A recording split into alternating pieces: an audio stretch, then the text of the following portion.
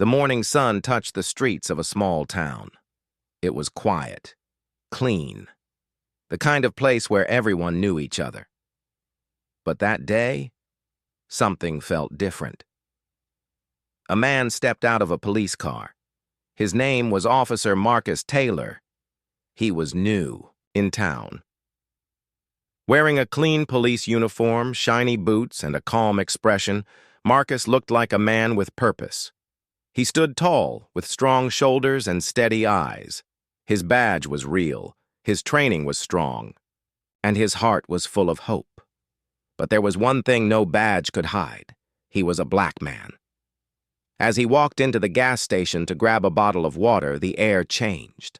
The cashier's smile faded. A woman clutched her purse tighter. A man, walking out, looked at him, then looked away fast. Marcus felt the shift. He wasn't just a man in uniform anymore. In their eyes, he was something else, something they didn't trust. He nodded politely to the cashier. "Good morning," he said kindly. No answer. He paid for his water. No thank you. No eye contact. Just silence. He stepped outside. The sun was still warm. But Marcus felt cold inside. He drove through town slowly. People looked. Some whispered. Others crossed the street when they saw him. A few kids waved, innocent, curious. But the adults? Most of them didn't want him there. This wasn't new for Marcus, but it still hurt. He had been a soldier once, served his country in war, saved lives, lost friends. He had worn medals, seen battle, and stood in places where danger lived on every corner. And now, here he was, in a peaceful town, feeling like he didn't belong, all because of the color of his skin. That night, Marcus sat alone in his car. The street outside his small apartment was quiet. His uniform hung neatly in the back seat. His badge lay beside him. He stared at his phone. There was a name on the screen, a number he hadn't dialed in years.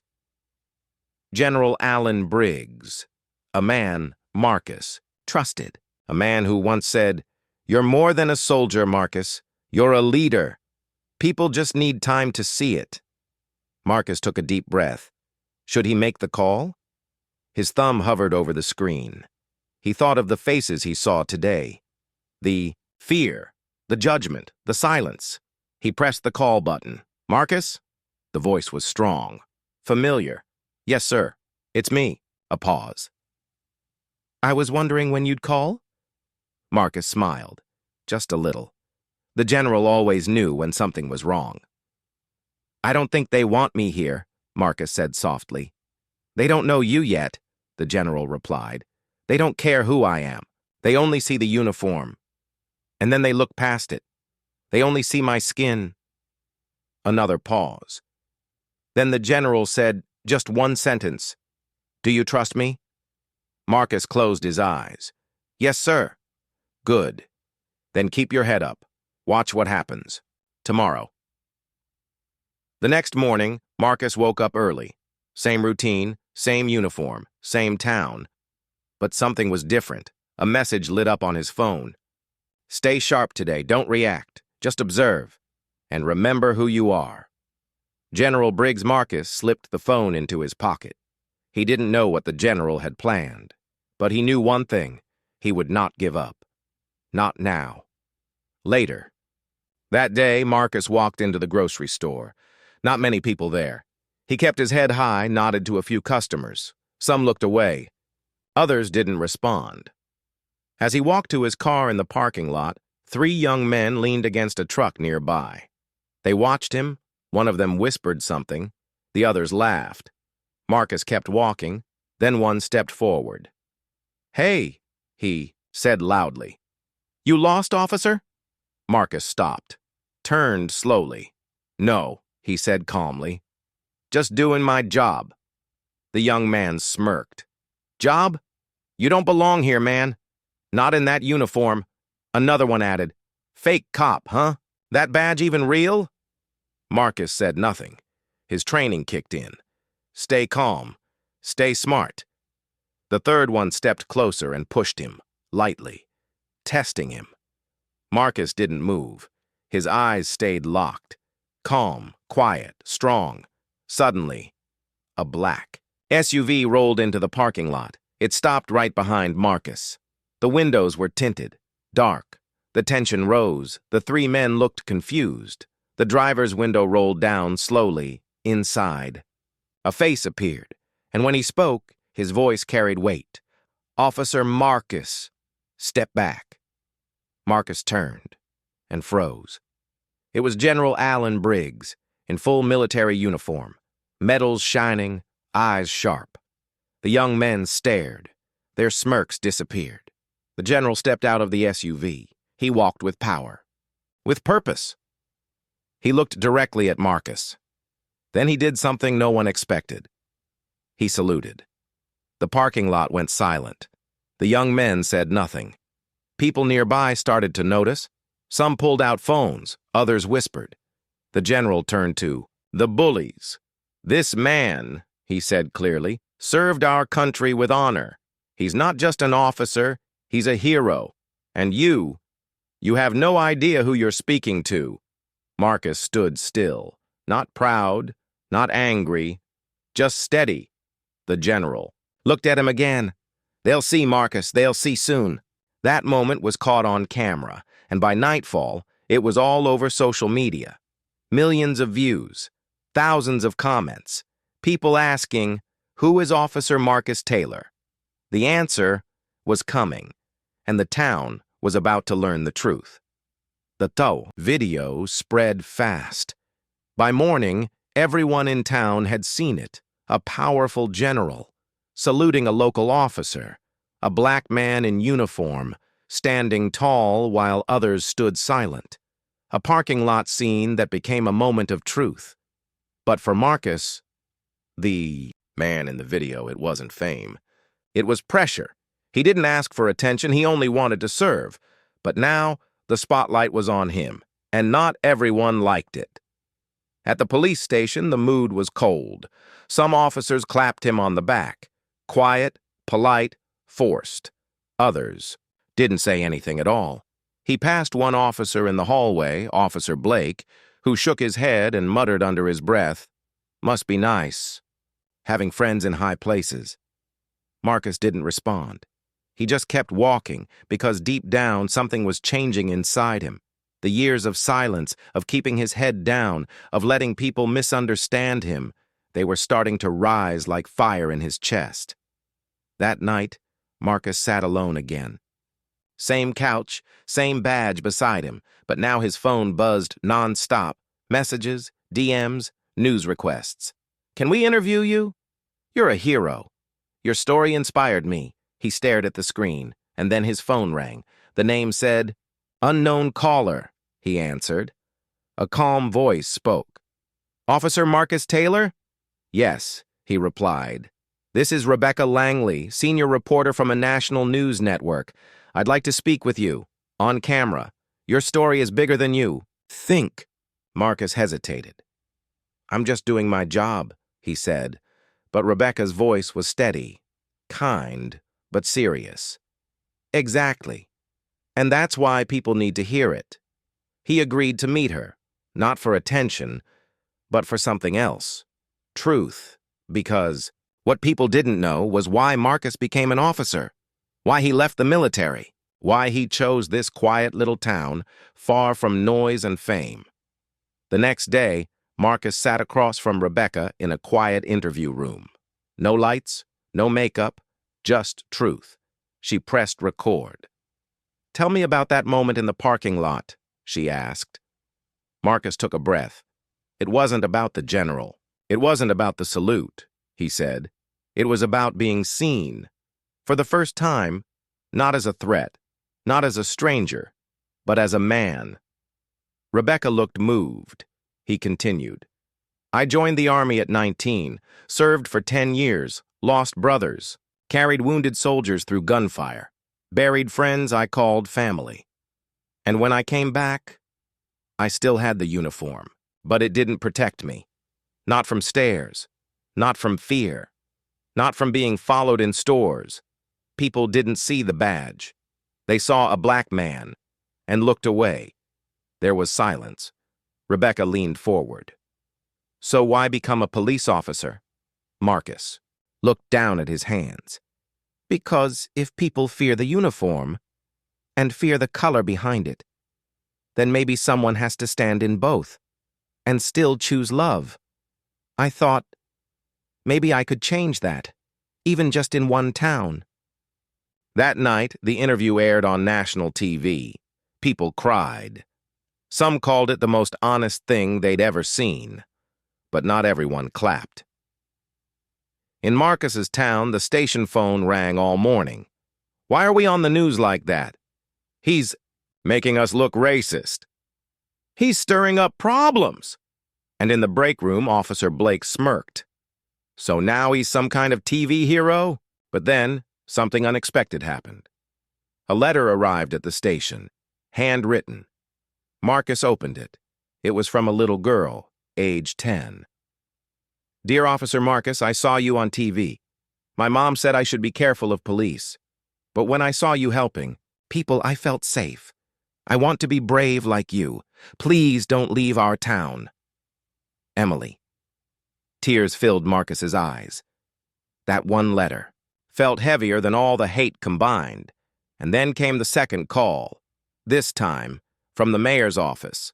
The mayor himself wanted to meet Marcus in person. Marcus went. He didn't wear his uniform that day, just a simple shirt and jeans. The mayor offered him coffee, smiled politely, then got serious. This town is watching you now, he said.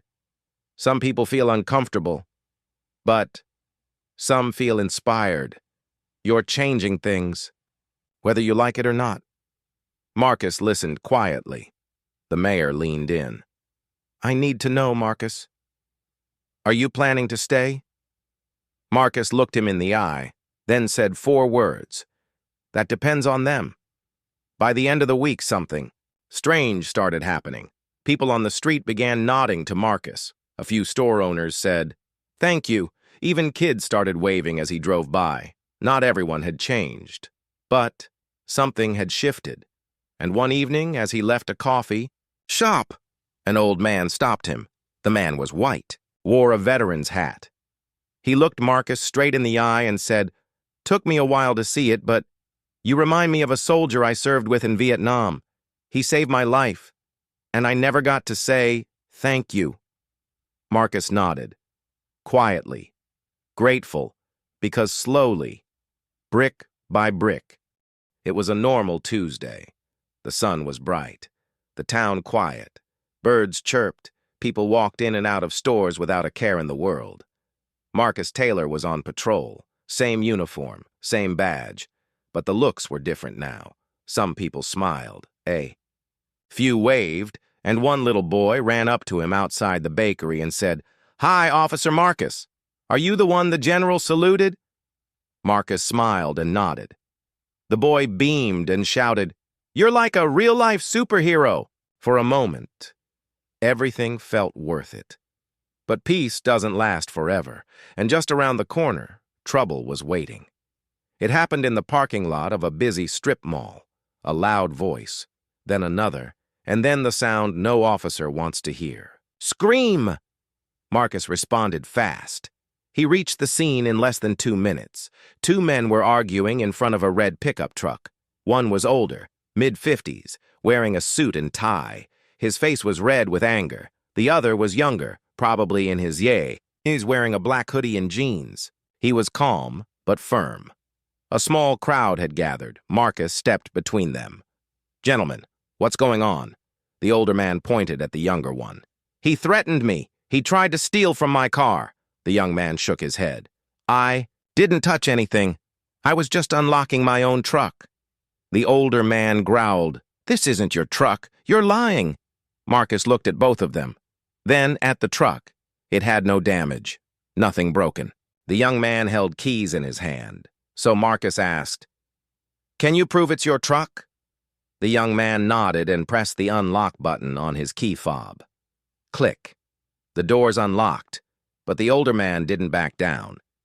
He stepped closer to Marcus and said in a low voice, "You're really going to believe him?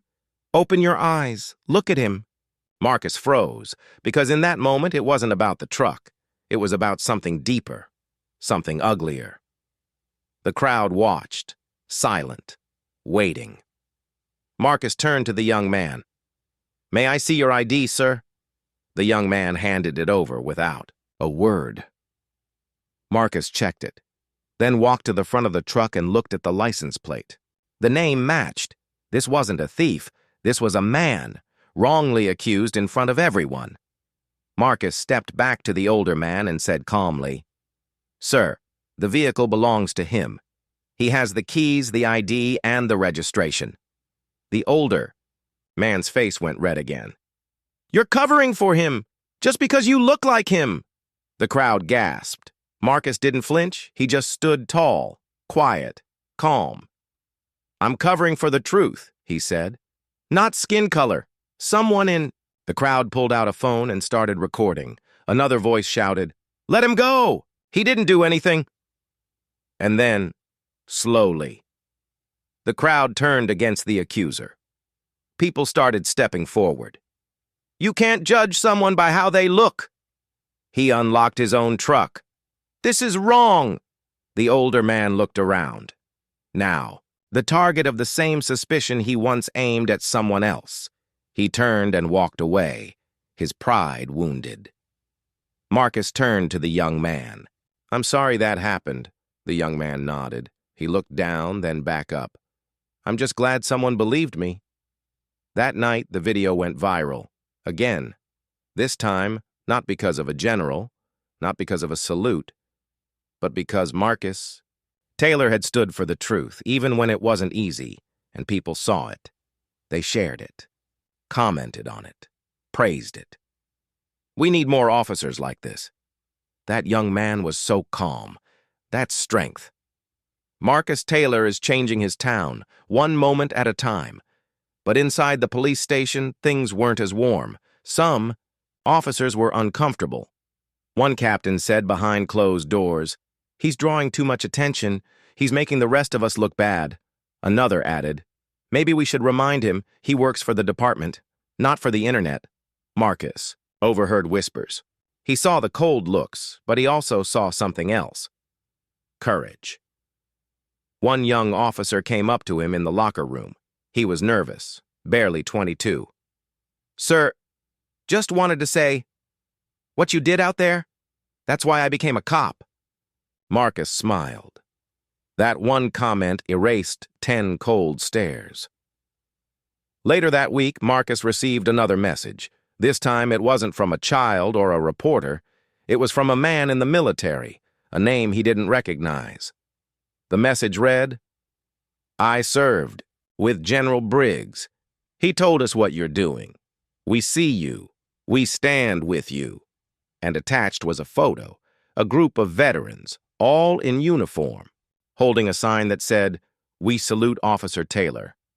Marcus stared at the photo for a long time, and then his phone buzzed again, another unknown number. He picked up. "Officer Taylor? This is Director Lang from the State Police Academy." Marcus stood up straighter. "We'd like to invite you to speak at our leadership training next month. We want future officers to learn what it really means to wear the badge." Marcus was silent. Marcus thought he was finally gaining respect. The town had seen him stand, firm during tough moments. The crowd in the parking lot had cheered for truth. Even the police academy had invited him to speak. But behind the scenes, someone was angry, and they weren't going to stay silent. It started with a letter. Plain. Envelope. No return name. No address. No handwriting on the front. Just one word typed in bold. Confidential. It was left on Marcus's desk at the station. No one saw who put it there. He opened it slowly. Inside was a single sheet of paper. Typed. No signature. But the message was loud and clear. "This department doesn't need heroes. We need men who follow orders, not men who seek attention. You are dividing the team. Step down quietly." or we will make sure you're gone for good." Marcus stared at the letter. No name, no direct threat, but it was real and dangerous. He looked around the office. Who sent it? Was it Officer Blake, the captain? Someone else in uniform who smiled to his face but plotted behind his back? Marcus couldn't tell. All he knew was that someone didn't like the light he was shining. He folded the letter and locked it in his drawer. For now, he wouldn't say anything. Not yet. He needed to think, to pray, to stay calm. But the pressure was rising. That week, things at the Y station changed. He wasn't called in for morning briefings. His patrol route was suddenly shifted, moved to quiet, neighborhoods with less action. 2 officers stopped talking when he entered the room. Even the chief, who once praised him, seemed distant. Something was happening, and Marcus felt it in his bones. One evening, he walked past the squad room and heard laughter. Not the good kind, the cruel kind. Someone had printed a meme, his photo under the words, "From soldier to show-off. Smile for the cameras." It was taped to the break room wall. He pulled it down, quietly, and walked out. That night at home, Marcus stared at his uniform. 10 years of military service, 3 years in this department, countless hours helping people, calmly, quietly. Was it all falling apart? He thought about quitting, walking away, letting the silence return. But then, he opened his drawer and pulled out something else, the letter from little Emily. "Please don't leave our town." His eyes filled with tears. "Maybe I'm not here for the department," he whispered. "Maybe I'm here for the people." The next day, he made a bold choice. He emailed the police chief directly. "Sir, I'd like to speak at the academy, as requested. I'll be gone for 2 days next month. I believe this is a chance to honor our badge and bring pride to our town. No asking for permission, just informing, with quiet strength." The chief replied 2 hours later. "Noted. Safe. Travels. Short, cold, but not a no." A few days later, Marcus arrived at the State Police Academy. Rows of young officers sat waiting. They had seen his video. They had read the headlines, but they hadn't met the man. Marcus stepped up to the podium. No notes, no speech, just heart. "When people see you in this uniform," he began, "they don't always see you. Sometimes they only see the badge. And sometimes they only see the color of your skin." The room went quiet. He kept going. "You will face disrespect. You will be tested. But the badge doesn't make you brave. Your choices do. And when people try to divide you, you stand for truth anyway." When he finished, the room stood up. A full standing ovation. Even the senior instructors had tears in their eyes. Photos from the speech went online.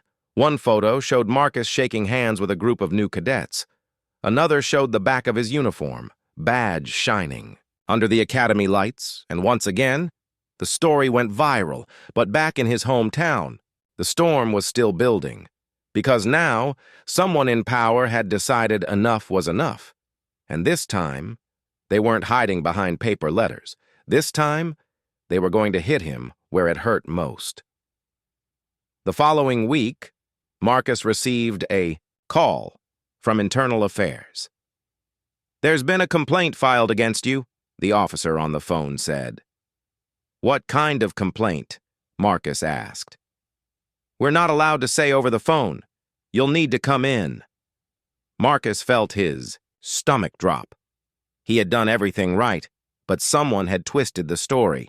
Now, he was the one under investigation.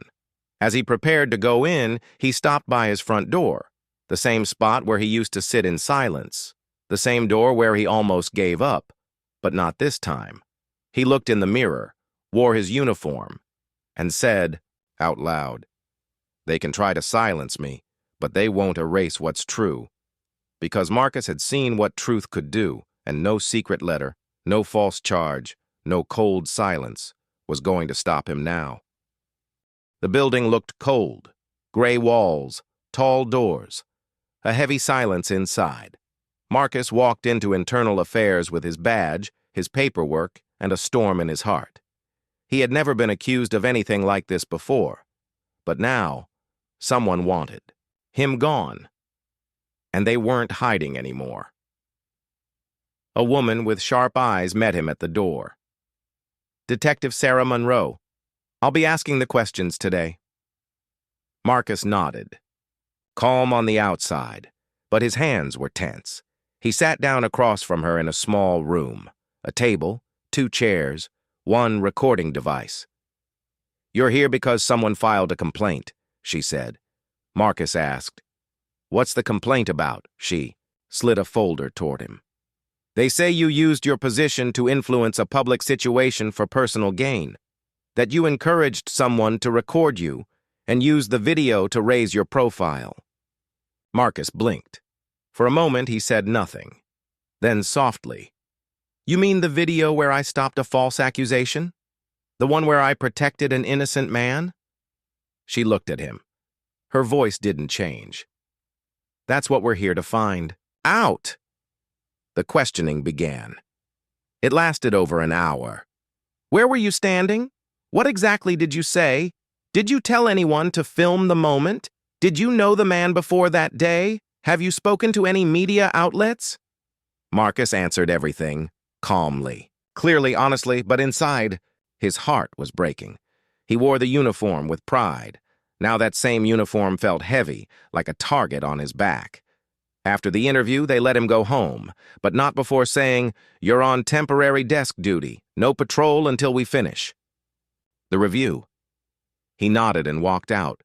The sun was setting, but to Marcus, it felt like midnight. The next 2 weeks were the hardest of his career. He sat at a desk. No patrols, no calls. Just paperwork. Officers passed by without speaking. Some looked at him like he was guilty. Others avoided him altogether. It felt like being erased. But in the silence, Marcus remembered something stronger than anger. Purpose. He picked up his notebook and wrote 3 lines. "Truth doesn't need permission. Light doesn't need approval. And silence never wins." He kept going. He made plans for community programs, wrote ideas for youth outreach, and started building something bigger than patrols, a way to serve the people, even if the system tried to stop him. Then one morning, the phone rang. Internal Affairs. His heart jumped. The voice on the other end was different this time, a new tone, softer, respectful. "Mr. Taylor, we've completed the investigation." Pause. "There is no evidence of wrongdoing. All claims are unproven and likely politically motivated." Another pause. "Your badge is clear. You may return to full duty immediately." Marcus sat still for a long time. Then slowly, he smiled. That evening, he went for a walk, not in uniform, just a man walking through the same streets he'd always served. An older woman sitting on her porch saw him. She waved. "Glad you're still here, baby. We need you." A teenager riding by on a bike gave a small nod. "Respect, Officer Taylor." And from across the street, a store owner shouted, "You kept your head up. That's real strength." Marcus realized something powerful. He didn't need everyone to believe in him. He just needed to keep believing in what was right. The next week, something unexpected happened. A letter arrived.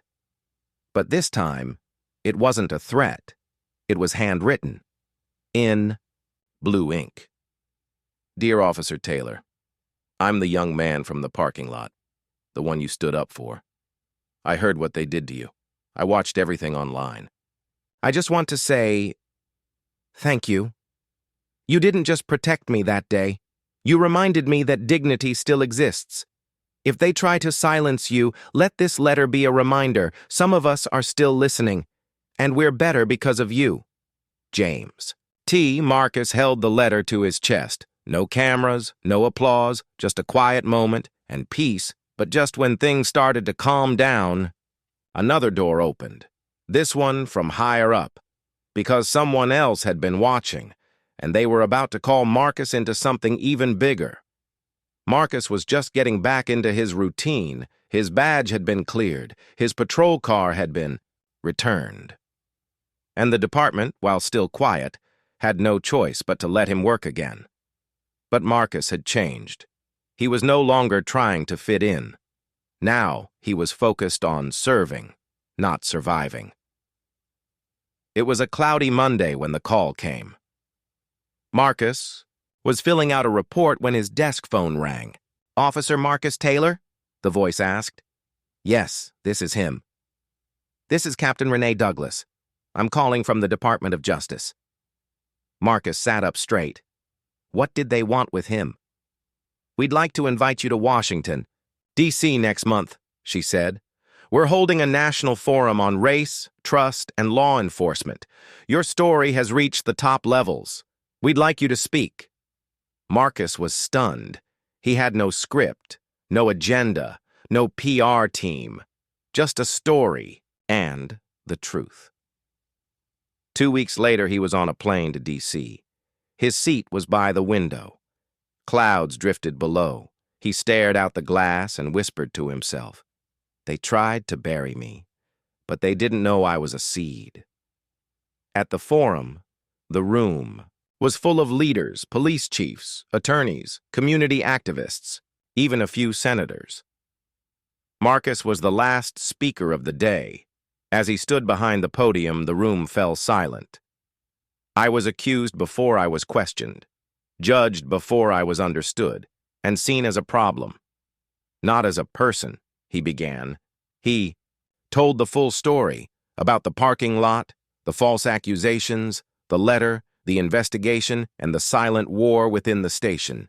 He didn't name names, he didn't point fingers, he spoke with grace and fire. "I don't wear this badge for power.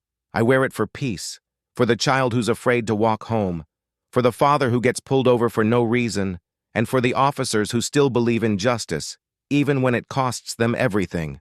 The room was still. Then, a soft clap. Then another. And soon, a full standing ovation. Marcus stepped down with quiet humility. He didn't need a spotlight. He just wanted the truth to shine. After the speech, people lined up to shake his hand. One woman said, "You didn't just speak. You opened a wound and gave it healing." A senator whispered, "We need men like you training the next generation." But the biggest surprise came the next day. As Marcus prepared to head home, he received another call, this time from someone he didn't expect. "Mr. Taylor, this is President Shaw of Unity Airlines." Marcus paused. The name sounded familiar. "We saw your speech. We also saw what your department tried to do to you, and we'd like to invite you as our guest of honor on a special flight next month." Marcus was confused. "Why me?" The president replied, "Because when the world sees you, they see strength. But when we saw your story, we saw hope." Marcus boarded the flight a few weeks later. He was met by the airline staff at the gate, escorted to the front, seated in first class. No cameras, no fanfare, just respect. And when the captain made the welcome announcement, he said, "Today we have someone special on board, not because of his rank or title, but because of his courage. Officer Marcus Taylor, this flight honors your fight for truth." The entire cabin clapped. Some stood. Marcus sat quietly, hands folded, eyes misty. But the biggest moment came during the flight. A young black boy walked up to him, maybe 9 or 10 years old, shy, holding a toy airplane. "Are you the man from the video?" the boy asked. Marcus smiled. "I guess I am." The boy handed him the plane. "I want to be like you one day. Strong and good." Marcus took the plane gently and said, "You already are, son. You already are." In that moment, Marcus realized all the pain, the pressure, the isolation, It wasn't wasted. It was building something bigger than him. A new kind of strength, one that couldn't be taken away. But just as things were getting brighter, back home, the real storm was about to hit. Because the person who sent that first letter, they were still in power, and now they were preparing to strike again. Marcus returned home from Washington, D.C. with a quiet strength in his heart. He had spoken his truth. He had earned respect. And he had touched lives far beyond his city. But back at the station, something was off. The air felt colder. The smiles were fewer. Whispers returned, and Marcus could feel the storm rising again. 3 days later, it happened. An anonymous email was sent to the entire department. Subject: Who is Officer Marcus Taylor?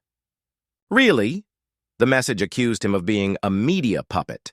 It questioned his loyalty to the badge, and worst of all, it claimed he had staged the entire parking lot incident. Attached was a screenshot of the very first complaint filed against him, a letter, typed, clean, but with one strange detail. The initials DK at the bottom corner. That night, Marcus sat alone at his kitchen table. The same question circled in his mind. Who is DK? He opened his old notes from the investigation, reviewed every file, every report. And then it hit him. There was only one person in the department with those initials, Deputy Chief Daniel Knox, the same man who shook his hand when Marcus first got promoted, the same man who smiled in public but never made eye contact in meetings. The same man who, months ago, said, "Let's not make everything about race, Officer Taylor. Just do your job." Marcus didn't sleep that night. The next morning, he made a choice, not to fight with anger, not to respond with pride, but to walk in with truth, once again. He walked into the department, straight into the deputy chief's office, knocked once. "Come in," Knox said. Marcus stepped inside. "We need to talk about this letter." He placed a printed copy of the anonymous complaint on the desk. Knox didn't flinch, didn't blink. He leaned back and said coldly, "You think I wrote that?" Marcus didn't answer. He just looked at the man and waited. The silence was loud. Finally, Knox leaned forward. "You've gotten too loud, Taylor. This department doesn't need heroes. It needs order." Marcus replied, "Order doesn't come from silence. It comes from justice." Knox's jaw tightened. "Be careful, officer. You may win the public, but you'll lose everything in here." Marcus stood up.